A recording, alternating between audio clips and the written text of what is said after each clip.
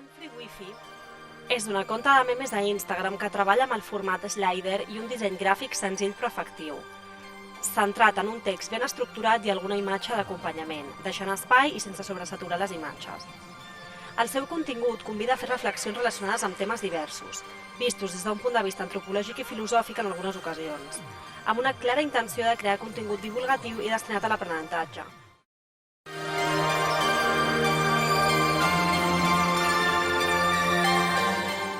Empezamos con la primera pregunta, que es Vale. ¿qué opinas de la memesfera en España actualmente y qué te animó a empezar un proyecto de este tipo, es decir, a través de lo que es el formato meme entre comillas?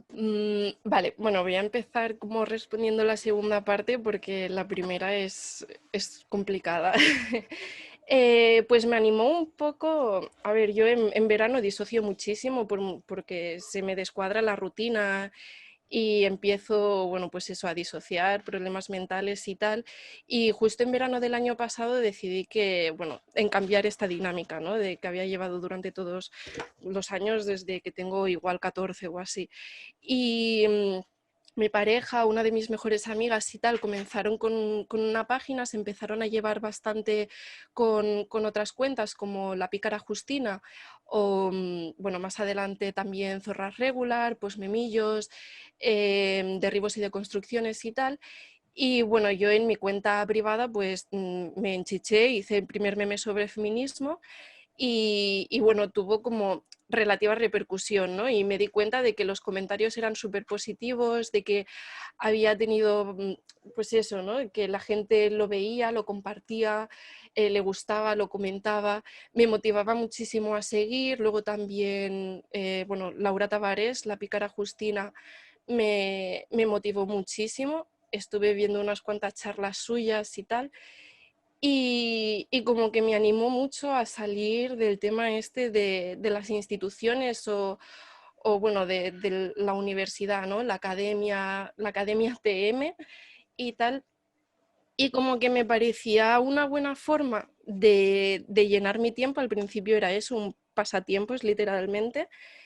Y, y poco a poco empecé a notar que podía hacer un espacio seguro no solo para mí, sino para muchísima otra gente, como bueno, trabajadoras sexuales, disidentes de género, bueno, peña racializada, etcétera. Y como que eso me animó no solo a producir contenido, sino a incitar, a invitar a otras personas a que lo creasen, ¿no? Y siempre he sido muy receptiva a eso, a que me dijeran, hostia, Humphrey, me quiero crear una página de memes, ¿tú cómo los haces? Y siempre he tenido mucha predisposición a ayudar, bueno, ayudar como a guiar un poco a esta gente a crear su propio espacio. Es algo además que me interesa muchísimo, ¿no? El poder tener tu espacio, tu página de memes como si fuese tu cuarto y tuneártelo con pósters, con pegatinas y tal. Pues un poco en esa línea de la creación de mi propio espacio, ya que bueno, en el mundo analógico me sentía súper desplazada, tanto de mi cuerpo como de la realidad que me rodeaba también.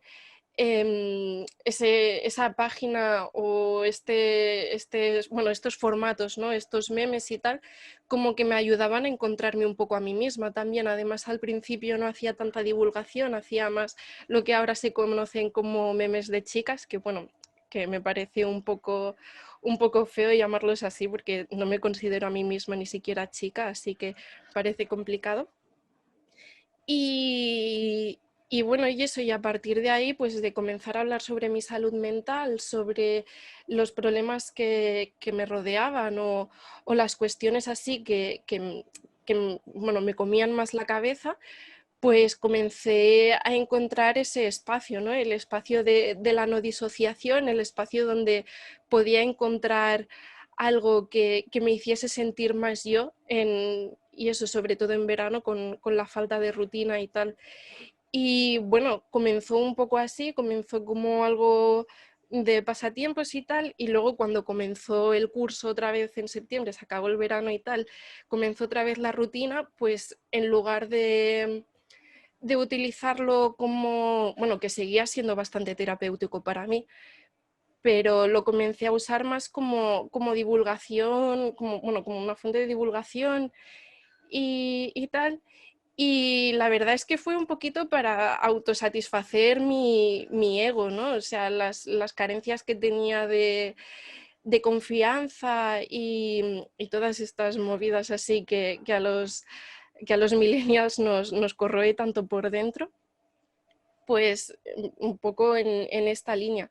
Lo que fue bastante, lo que, claro, yo no pensé que iba a llegar a tener la repercusión que tiene ahora, o sea que tampoco es que sea de las cuentas más grandes que hay en el mercado de los memes en español, pero bueno, que al final es una cuenta en la que se habla sobre cuestiones de filosofía bastante de nicho y tal, y no sé, entonces es eso, como el proyecto comenzó como para evitarme pagar la terapia, los 60 euros de cada terapia con la psicóloga, o sea, de cada sesión de terapia con la psicóloga, y acabó siendo mi refugio, pues mi cuevecita, mi parcelita de internet y el espacio donde yo suelto mi mierda y bueno, he tenido que aprender a que me dé igual lo que me digan los demás, pero ahí estoy. Y sobre la memesfera actualmente y en España en concreto, me parece un tema súper complicado. Bueno, yo quise desentenderme un poco de ella hace ya unos meses, pero me parece muy complicada la distinción esta que se ha hecho entre memes de chicas y memes de política importante, ¿no? O cosas así, como que parece que los memes de chicas solo puedan hablar de salud mental sin tener en cuenta que los memes de chicas son cualquier tipo de meme que haga una chavala. O sea, por ejemplo, la cuenta de ¿Qué dice usted? Es una cuenta gestionada por una chavala y, y no hace memes típicamente de chica, o sea, son más memes tipo de shitpost y tal. Luego, como que se ha categorizado mucho el tema del posthumor, la cuestión de los límites de la ironía, ya no solo del humor, sino hasta qué punto la ironía se puede salvar y tal, ¿no? En la línea un poco de, bueno, de Homo Belamine, del ultrarracionalismo este así rancio, que realmente lo que, bueno, tal y como lo veo yo, es un poco de tapar estas políticas así más conservadoras, más rancieurs o más casposas en clave de humor, de sátira, de ironía, y como que me parece súper complicado porque al final una broma racista, por mucho que sea en tono irónico, no deja de ser una broma racista, ¿no? O una broma machista, o una broma de esto, que tú bromees con la tendencia esta de 2010 de mujer a fregar y la escoba y no sé qué y tal, no hace que sea una crítica más mordaz o una crítica más locuaz a ese machismo que se encontraba en esa época en Twitter, sino que solo hace es que perpetuar esta serie de dinámicas y estas actitudes en tono de humor y tal, y camuflado de esta sensación de ironía. Pero como que es algo que yo he podido ver muchísimo en cuentas de memes de Instagram, sobre todo españolas, En bueno, España pecamos bastante de esto, yo creo.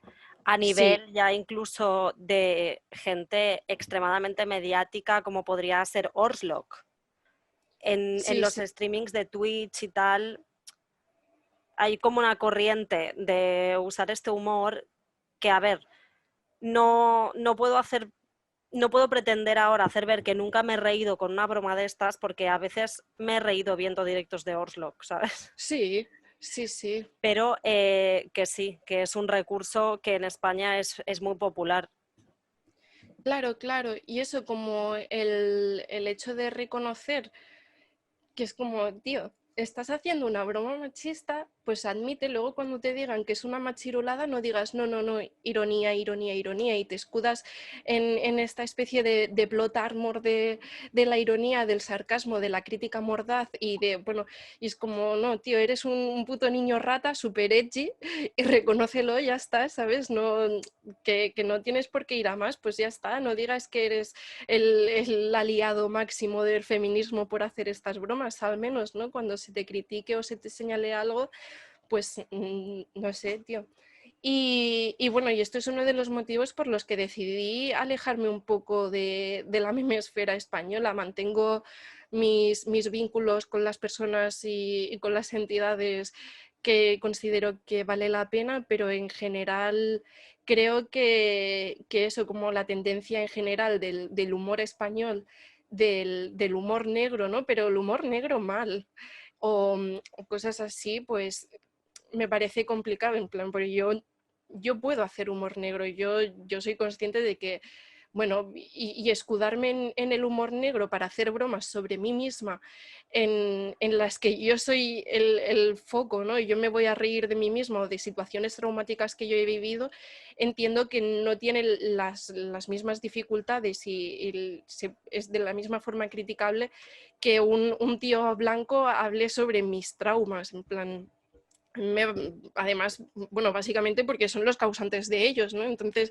que el grupo que yo considero que es, bueno, el grupo de esto que me ha agredido a mí, que bromee sobre los traumas que me han causado, pues me parece bastante de mal gusto y tal.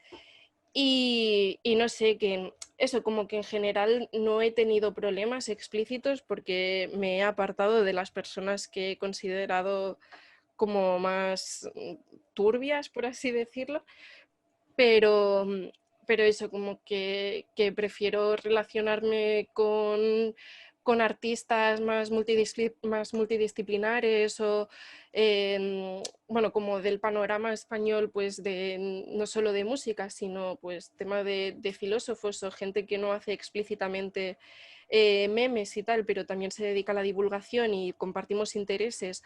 Plan, como que parece que si compartimos el espacio virtual tenemos que ser amigos todos, todo el mundo, y al final no deja de ser una representación de lo que hemos estado viviendo durante toda la vida en el mundo analógico, ¿no? De que, bueno, no tenemos que ser todos amigos, somos una escena como mucho, no somos un grupo, no somos nada más que gente que comparte un hobby al final. Y bueno, eso es un poco lo que pienso sobre la memesfera española.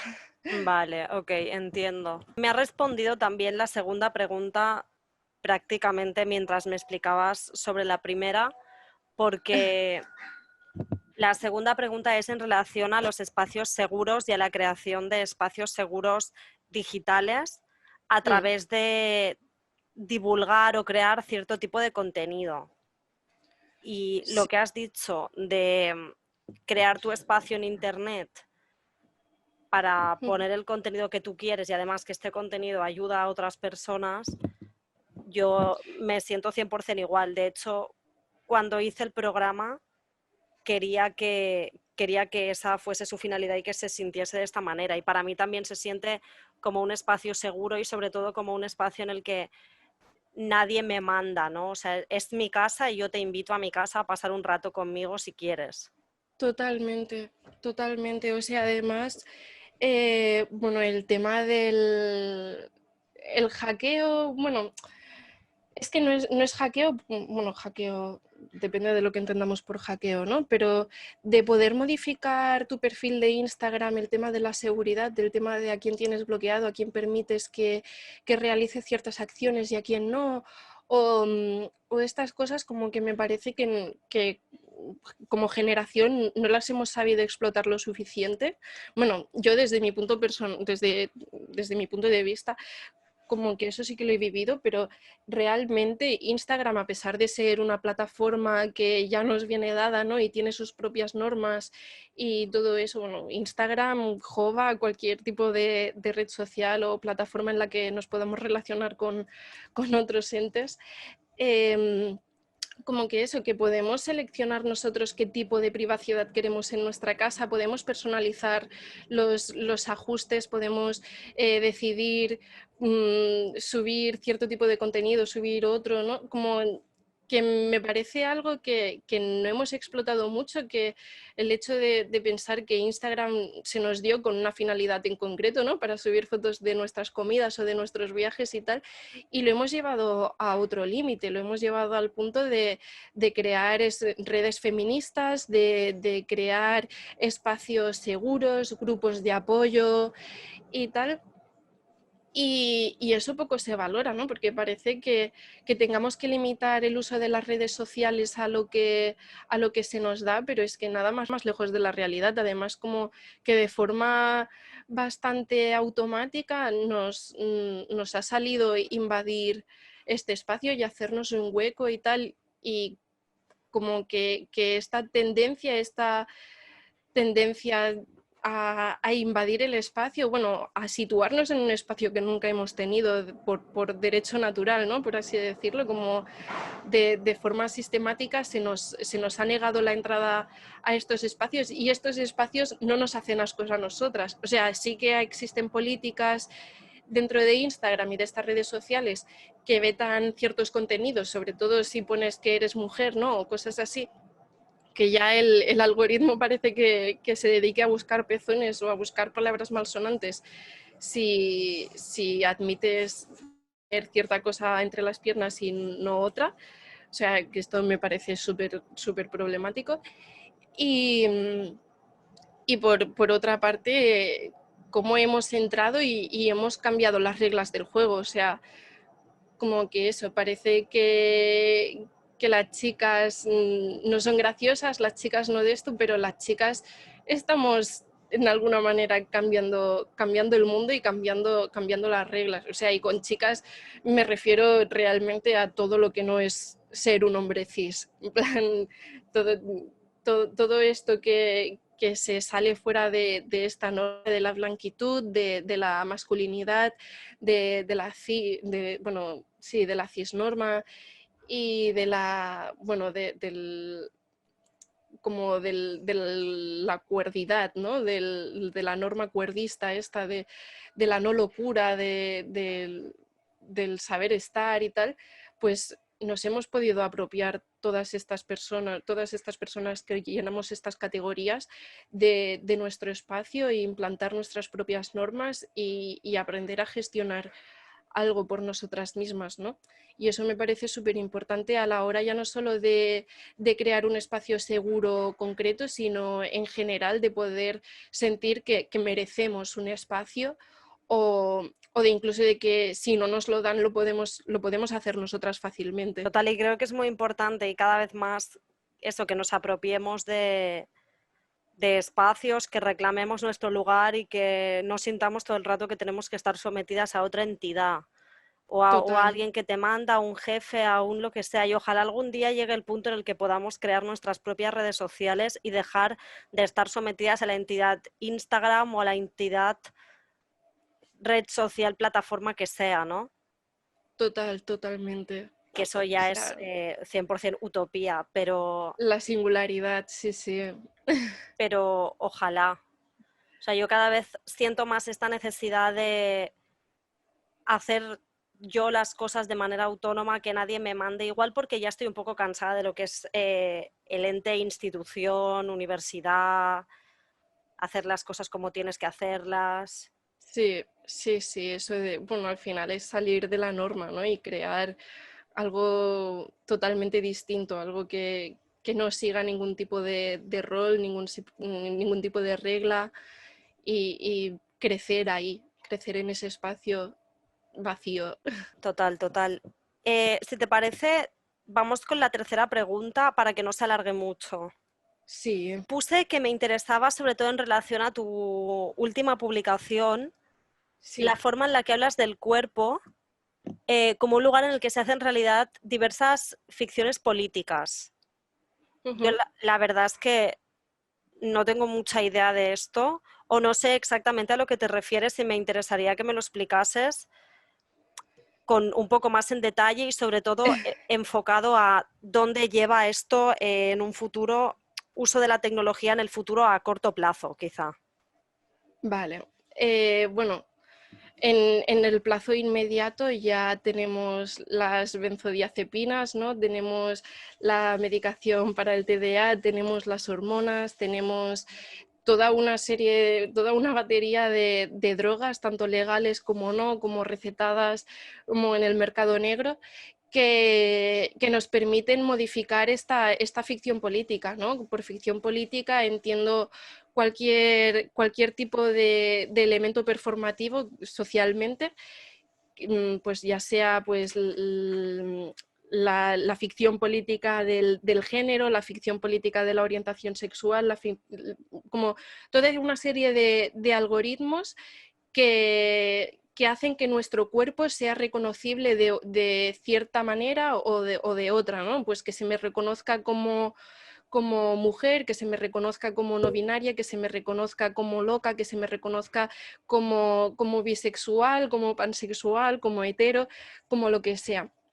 Y eso vendría a ser un poco la idea esta, ¿no? O sea, en el nivel más inmediato sería lo que en algún momento, bueno, en Un Mundo Feliz se habla del soma, ¿no? De la droga feliz y de cómo desde en ese universo se plasma bueno, el orden farmacéutico, hasta qué punto invade nuestras vidas, ¿no? En el pasado pues fueron los tratamientos para la histeria de las mujeres, fueron las terapias de shock, fueron muchísimas otras formas bueno, de modificación de cuerpos que vinieron de la mano de la psiquiatría y de la nueva medicina.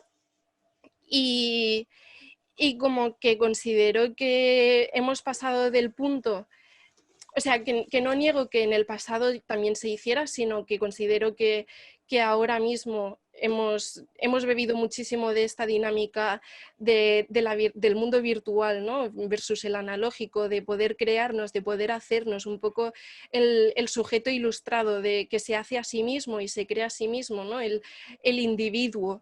Ya no somos una masa, ya no somos un sujeto que se aliena yendo a la fábrica y crea un producto que le es ajeno a sí mismo. Ahora el producto somos nosotros mismos y nos creamos a nosotras mismas, y lo que hacemos es convertir nuestro propio cuerpo en ese código, en esas medidas, cantidades, números, cifras, algoritmos de medicación, de tinte, bueno, de tintas, de metales, piercings, etcétera. Y lo que hacemos es, en lugar de alienarnos de aquello que producimos, nos alienamos de cierta materialidad, ¿no? Bueno, del mundo este más analógico y tal.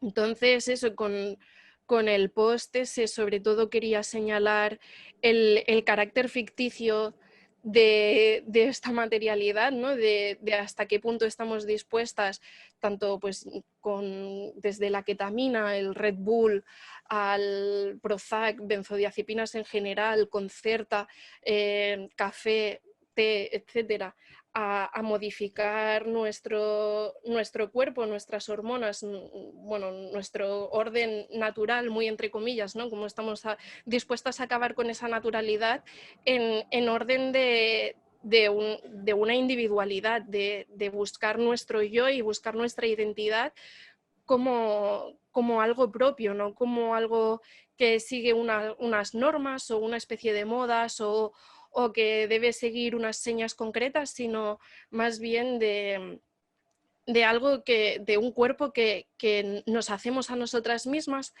y que estamos dispuestas a modificar en ese orden, ¿no? Que estamos dispuestas a aplicarnos testosterona en gel hecha en laboratorios clandestinos para probar qué pasa con nuestros cuerpos. Bueno, todas estas políticas así, estas tendencias del biohacking, de modificar nuestro cuerpo artificialmente, ¿no? De un poco la tendencia esta del xenofeminismo, de que si la naturaleza es injusta, pues cambiemos la naturaleza, y por injusto nos podemos referir a cualquier cosa que no nos parezca apropiado, que no nos represente, que no creamos que nos haga justicia de alguna forma, ¿no? Y creo que esto se ha visto influenciado por el mundo digital, por la facilidad que tenemos de crear nuestro propio avatar, ¿no?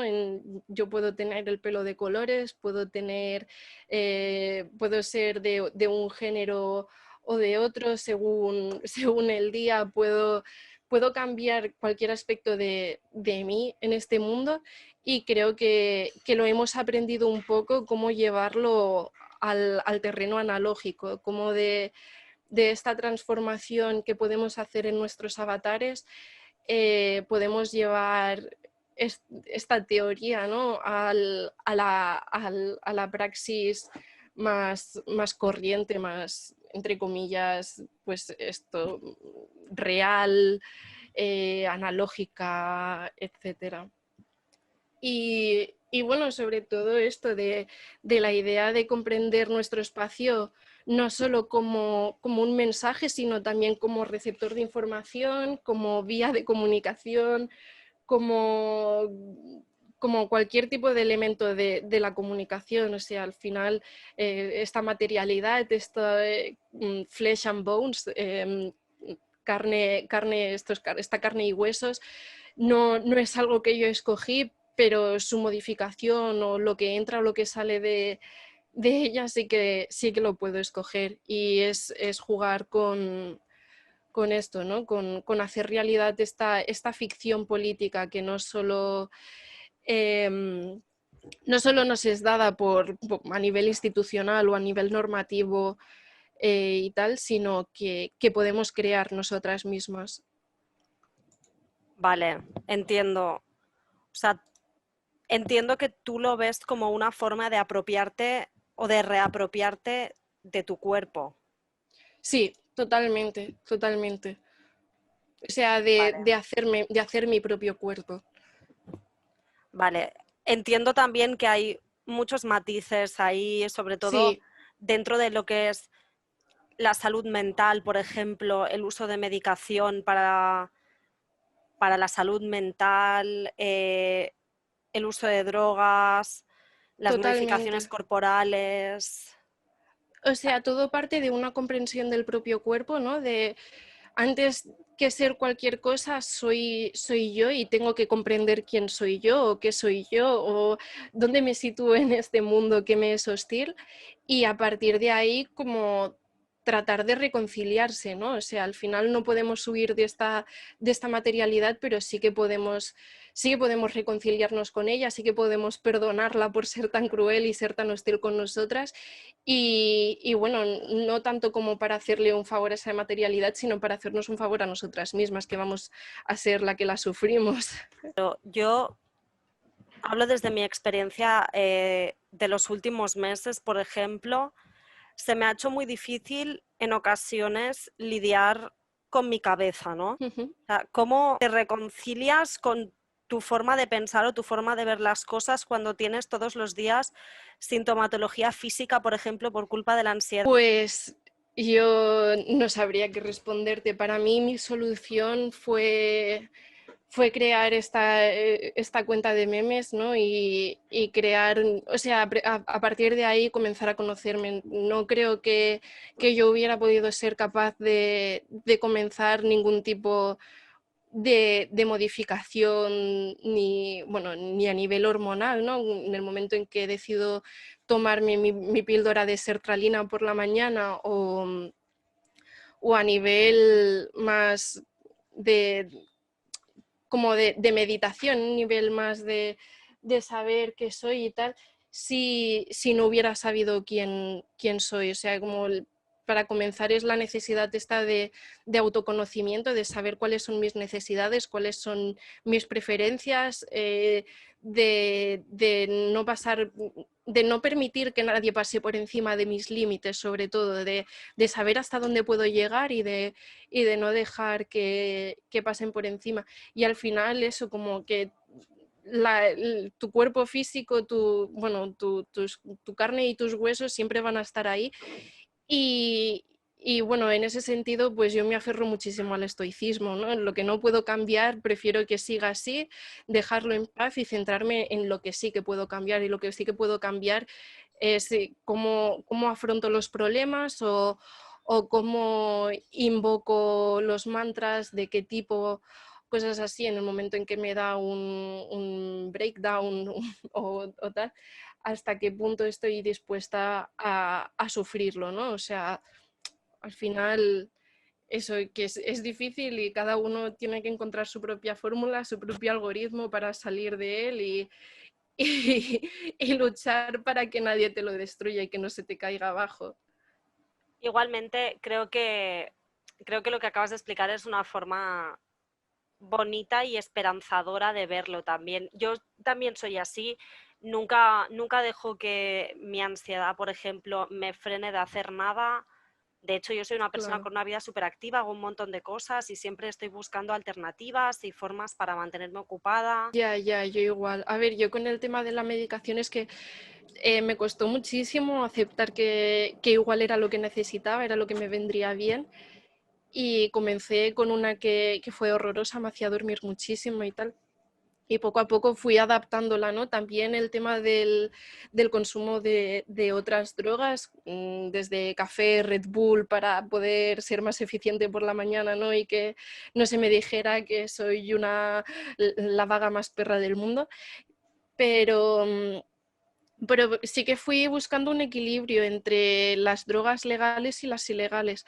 Plan, como que ya sé que desde las instituciones se dice, no, no, no, es que esto no se puede hacer, es que no puedes consumir otra, tal, pero es que al final yo conozco mi propio cuerpo, yo conozco mis propios límites, sé hasta qué punto cuáles son mis necesidades, sé que pueden cambiar en cualquier momento, o sea, no me aferro a ningún tipo de idea.